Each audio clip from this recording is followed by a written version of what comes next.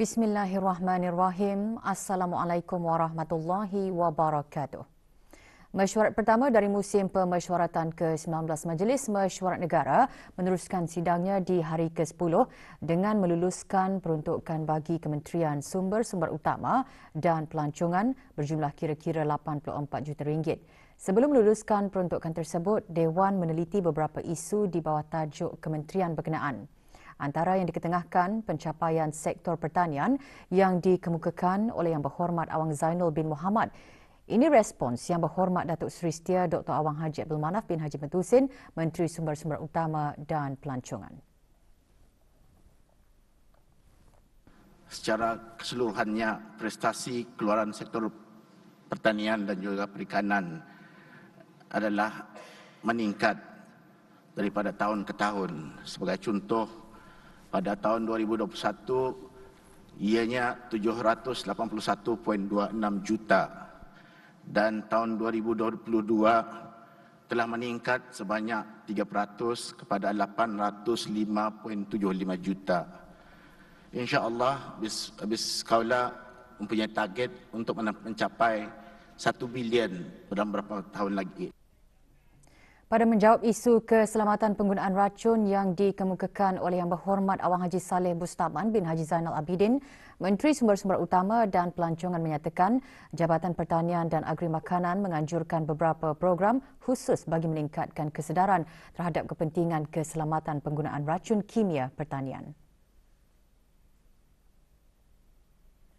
Program ini memfokuskan penggunaan racun kimia dengan betul dengan menerangkan elemen-elemen penting yang ada di dalam label racun seperti kelas racun, iaitu tahap bahaya, kandungan racun iaitu bahan aktif, kadar sukatan, jarak penggunaan dan tempoh pemetikan hasil. Peserta program juga diajarkan berkepentingan menggunakan personal protective equipment PPE ketika menjalani penyemburan racun kimia. Kursus ini dilaksanakan setiap tahun di semua daerah di negara ini. Projek berkaitan pokok gaharu dibangkitkan oleh Yang Berhormat Pangeran Haji Isa bin Pangeran Haji Aliuddin. Menteri Sumber-Sumber Utama dan Pelancongan mengongsikan pada masa ini terdapat skim melalui bengkel dijalankan bagi membantu projek perusahaan hiliran pokok gaharu. Terdapat 21 pengusaha-pengusaha yang telah dikenal pasti dalam hiliran kayu termasuk gaharu ini di bawah Jabatan Pertahanan, yang mana masa ini all this while ini bekerja kebanyakannya berseorang ini dia punya home base. Jadi alhamdulillah dengan adanya inisiatif ini sekarang dengan kerjasama pihak DARE dan juga bank usahawan akan mencuba untuk meningkatkan lagi usaha-usaha dalam meningkatkan production berseorang, mengimprove dia punya supaya kawasan perusahaan mereka itu kondusif. Sidang juga mendengarkan penjelasan tambahan mengenai kawalan penggunaan bahan kimia daripada Menteri di Jabatan Perdana Menteri dan Menteri Pertahanan kedua. Menurut Yang Berhormat Pihindatu Lala Raja Major Jeneral Bersara Datuk Paduka Seri Haji Awang Halbi bin Haji Muhammad Yusof, beberapa inisiatif dilaksanakan oleh pihak berkuasa kebangsaan bagi keselamatan, kesihatan dan alam sekitar Shina ke arah meningkatkan kesedaran mengenai keselamatan dan kesihatan di tempat kerja. Pada tahun 2021, Shina telah mengeluarkan Nota Panduan Industri atau Industry Guidance Note berhubung dengan penggunaan Personal Protective Equipment atau PPE. Antara kandungannya adalah penggunaan alat-alat keselamatan bersesuaian untuk menangani kerja-kerja tertentu seperti sarung tangan untuk bahan kimia, alat pernapasan, cermin mata dan sebagainya. Nota ini adalah dipromosikan kepada orang-orang awam melalui laman web dan juga platform media sosial Shina sebagai sumber rujukan kepada pihak-pihak industri. Dalam perkara ini juga, Shina berhasrat memperkenalkan lebih banyak panduan bagi memastikan persekitaran kerja adalah selamat. Lebih 270 juta ringgit diusulkan bagi belanjawan Kementerian Hal Ehwal Ugama untuk tahun keuangan 2023-2024. Ketika membentangkan mukadimah, Yang Berhormat Pihin Udana Khatib Datuk Paduka Seri Setia Ustaz Haji Awang Badarudin bin Pengarah Datuk Paduka Haji Awang Osman, Menteri Hal Ehwal Ugama menjelaskan meskipun peruntukan kementerian tersebut mendukung program bersifat keugamaan, namun ia mempunyai impak positif terhadap kesejahteraan hidup rakyat dan keselamatan negara. Dalam konteks kita rakyat dan negara kita Brunei Darussalam adalah menepati maksud, tujuan dan sasaran-sasaran yang utama 5 maqasid syariah, iaitu menjaga agama, menjaga nyawa, menjaga akal yakni intelek, menjaga harta dan menjaga keturunan, iaitu menjaga keturunan dalam makna memelihara keturunan umat manusia, kesinambungannya, memastikan kelangsungan generasi demi generasi umat manusia yang sempurna kemanusiaannya. Dalam tempoh 6 dekad, Menteri Hal Ehwal Ugama menjelaskan rakyat di negara Brunei Darussalam mendapat pendedahan yang positif daripada pendidikan agama secara bersistem. Maksud pendidikan secara bersistem itu ialah pengajarannya oleh guru yang berkelayakan mengajar agama menurut ajaran Ahli Sunnah wal Jamaah dan mazhab Syafi'i, menerusi persekolahan formal dengan ditentukan sukatan dan kurikulumnya, bukan dan tidak belajar agama secara memutik-mutik yang tidak diketahui ujung pangkalnya, yang memungkinkan fahaman dan amalan yang beragam-ragam. Alhamdulillah, fahaman dan amalan yang beragam-ragam itu dalam mengamalkan agama dan memahami agama dapat terhindar di negara ini berkat adanya pendidikan agama yang formal. Isu kehalalan produk daging dalam tin yang dikemukakan oleh Yang Berhormat Pengiran Haji Isa bin Pengiran Haji Aliuddin antara yang menjadi tumpuan Dewan. Isu tersebut mendapat perhatian daripada Menteri Hal Ehwal Ugama, Yang Berhormat Datuk Seri Setia Dr. Awang Haji Muhammad Isyam bin Haji Jaafar, Menteri Kesihatan dan Menteri Sumber-Sumber Utama dan Pelancongan.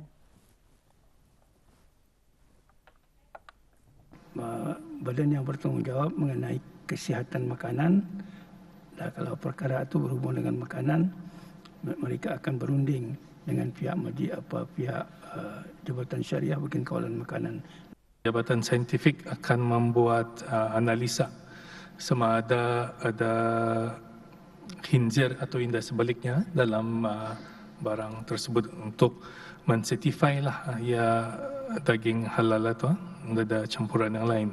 Jadi ia tertakluk kepada proses apa yang dibuat di lab lah, mencek kehalalan ini macam-macam prosesnya. I think masa ni antara ada dua kan agensi yang ada berproses ini sudah is mainly di bawah Brunei Darussalam Food Authority. Normally they will require health certificate daripada pengekspor. Dewan menangguhkan sidangnya petang kemarin dan persidangan akan disambung hari ini pukul 2.30 petang. Peraduan fotografi sempena sambutan Hari Kebangsaan Negara Brunei Darussalam ke-39 diungkapkan sebagai salah satu usaha Dewan Bahasa dan Pustaka melalui bahagian penyelidikan, dokumentasi dan pengiktirafan untuk meningkatkan penglibatan penggiat seni fotografi tanah air dalam menghasilkan gambar menarik. Kemarin diadakan majlis penyampaian hadiah peraduan berkenaan di Dewan Bahasa dan Pustaka Brakas. Penyampaian hadiah disempurnakan oleh Datuk Seri Paduka Awang Muhammad Reza bin Datuk Paduka Haji Muhammad Yunus, Timbalan Menteri di Jabatan Perdana Menteri, Urus Tadbir Perkhidmatan Awam. Sebanyak 3 kategori dipertandingkan, iaitu kategori A menggunakan kamera DSLR, kategori B menggunakan telefon bimbit atau tablet dan kategori khas. Sebanyak 128 keping gambar daripada 80 orang peserta diterima bagi penyertaan peraduan ini. Ia juga bertujuan bagi mengekspresikan dan memvariasikan kreativiti masyarakat melalui seni fotografi.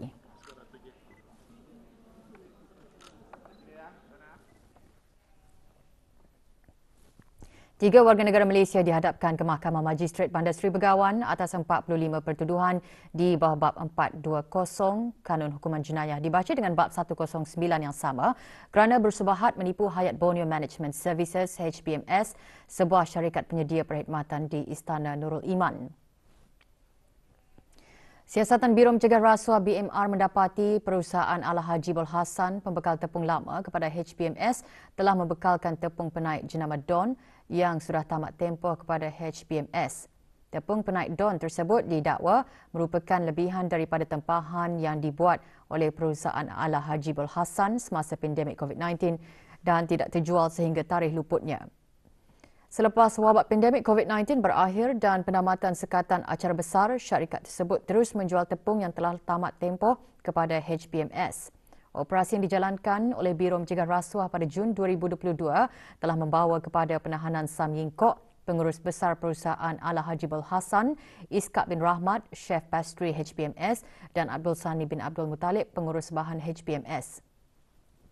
Siasatan BMR seterusnya mendapati bahawa Sam Ying Kok 51 tahun telah terlibat dalam konspirasi dengan Iskak bin Rahmat 56 tahun dan Abdul Sani bin Abdul Muttalib 56 tahun untuk menipu HBMS dengan memperdaya HBMS untuk mempercayai bahawa Don Baking Flour yang dibekal dan dihantar oleh perusahaan Ala Haji Bul Hassan antara 1 Februari 2021 sehingga 1 Mac 2022 tidak luput dan hasil daripada konspirasi tersebut telah menyebabkan HBMS untuk membuat pembayaran sebanyak RM25,780.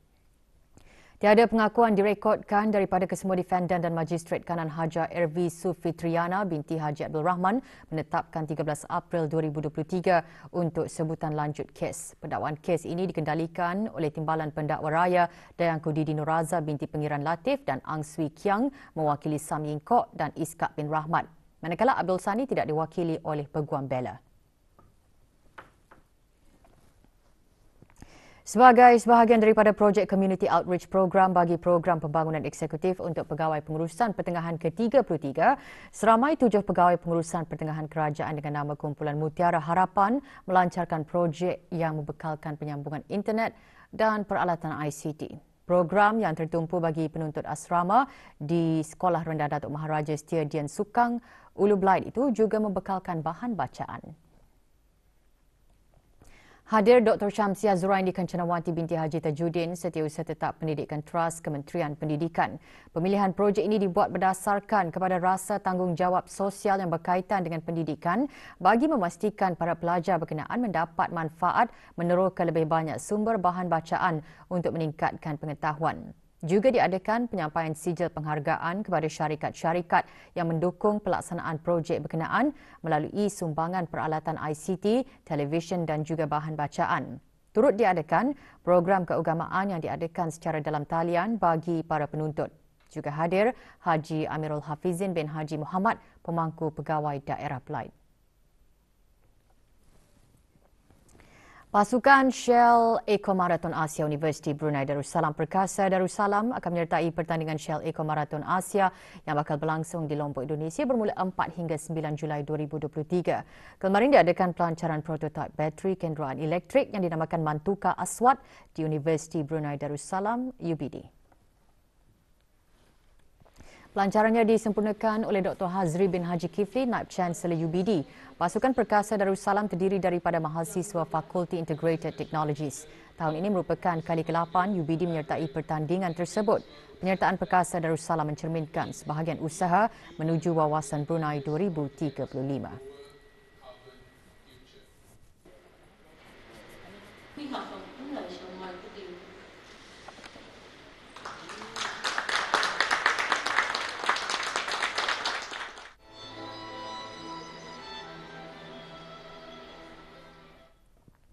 Program Pertukaran Budaya dan Pendidikan antara sekolah dari negara Brunei Darussalam dan Kesultanan Oman bagi tahun 2021 diharap menjadi platform pemula untuk pertukaran, perkongsian ilmu, kemahiran dan pengalaman demi meningkatkan kecekapan dan keberkesanan pengajaran dan pembelajaran bahasa Arab di negara Brunei Darussalam. Perkara tersebut antara yang disentuh semasa majlis doa kesyukuran dan penghargaan serta penyampaian sijil bagi program berkenaan. Awang Haji Serudin bin Haji Timbang, Timbalan Setiausaha Tetap Kementerian Hal Ehwal Agama turut menyentuh mengenai projek berkembar tersebut dapat meningkatkan lagi pengajaran bahasa Arab dan tindakan bagi mengukuhkan pengalaman antara sekolah dari kedua-dua buah negara dalam pelbagai bidang. 39 tenaga pengajar serta 26 pelajar dari Sekolah Menengah Arab dan Institut Tahfiz Al-Quran Sultan Haji Hassan Al-Bolkiah menyertai program tersebut.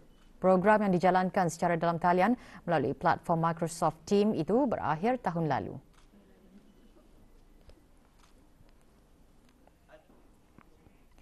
Persatuan Siswazah Wanita Negara Brunei Darussalam melancarkan tabung kemanusiaan gempa bumi Republik Turkiye dan Republik Arab Syria. Majlis pelancarannya diadakan di bangunan Persatuan Guru-Guru Melayu Brunei di Ibu Negara. Hadir dan Mirani Floriza binti Abdul Rahman, pemangku pengarah Jabatan Pembangunan Masyarakat Kementerian Kebudayaan Belia dan Sukan. Juga diadakan bazar selama 3 hari yang bertujuan untuk memberi peluang kepada peniaga-peniaga kecil dan sederhana untuk menambah pendapatan mereka.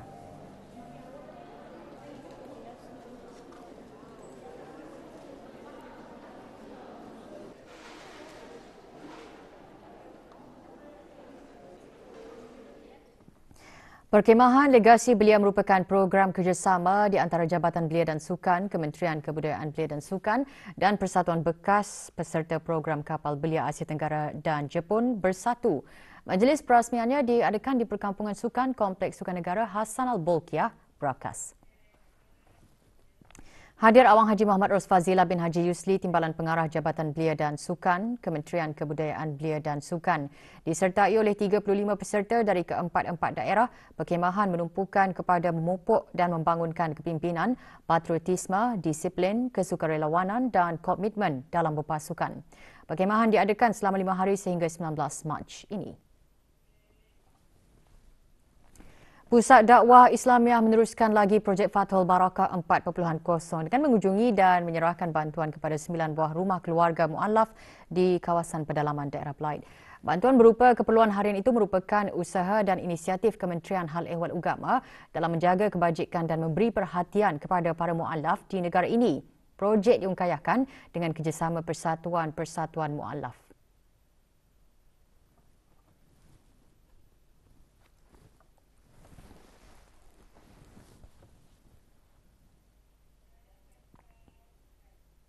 Jabatan Imigresen dan Pendaftaran Kebangsaan memaklumkan mengenai pengemaskinian kaunter-kaunter perkhidmatan pendaftaran dan pengambilan kad-kad pengenalan di daerah Brunei dan Muara, daerah Belait dan daerah Tutong. Dalam siaran akhbarnya, kaunter-kaunter perkhidmatan pendaftaran dan pengambilan kad pengenalan hijau di Dewan Bandaran Kuala Belait, daerah Belait akan dipindahkan semula ke lantai bawah Pejabat Cawangan Pendaftaran Kebangsaan Kuala Belait bermula hari Sabtu 18 Mac 2023. Manakala kaunter pendaftaran dan pengambilan kad pengenalan kuning dan ungu masih dikekalkan di tingkat 1 Pejabat Cawangan Pendaftaran Kebangsaan Kuala Belait. Sementara itu, kaunter-kaunter pendaftaran bagi kad pengenalan hijau yang ditempatkan di Dewan Pengiran Lela Chatria, Jabatan Kastam dan Eksais Diraja, daerah Brunei dan Muara dan kaunter-kaunter pendaftaran bagi kad pengenalan kuning, ungu dan hijau yang ditempatkan di Dewan Rumah Kediaman Rasmi Pegawai Daerah Tutong masih dikekalkan. Jabatan Perancangan Ekonomi dan Statistik JPES, Kementerian Keuangan dan Ekonomi melalui Jabatan Hal Ehwal Pengguna akan mengadakan acara jualan Mega Brunei JMB 2023 selama 52 hari bermula hari ini hingga 6 Mei 2023. Acara jualan murah ini memberi peluang kepada para peniaga untuk menarik pelanggan dengan menawarkan potongan harga istimewa ke atas barangan dan perkhidmatan bagi merangsang penggunaan dalam negeri. Para peserta yang ikut serta di dalam acara JMB 2023 akan dipaparkan di dalam aplikasi Mudah Alih pengguna bijak melalui ciri jualan dan diskaun bagi memudahkan pengguna mengetahui peserta JMB 2023. Para peserta JMB 2023 juga diingatkan untuk sentiasa menjalankan perniagaan dan acara jualan murah secara beretika dengan mempamerkan tanda harga dan diskaun serta terma dan syarat dengan jelas bagi memastikan pengguna membuat pilihan pembelian yang bermaklumat.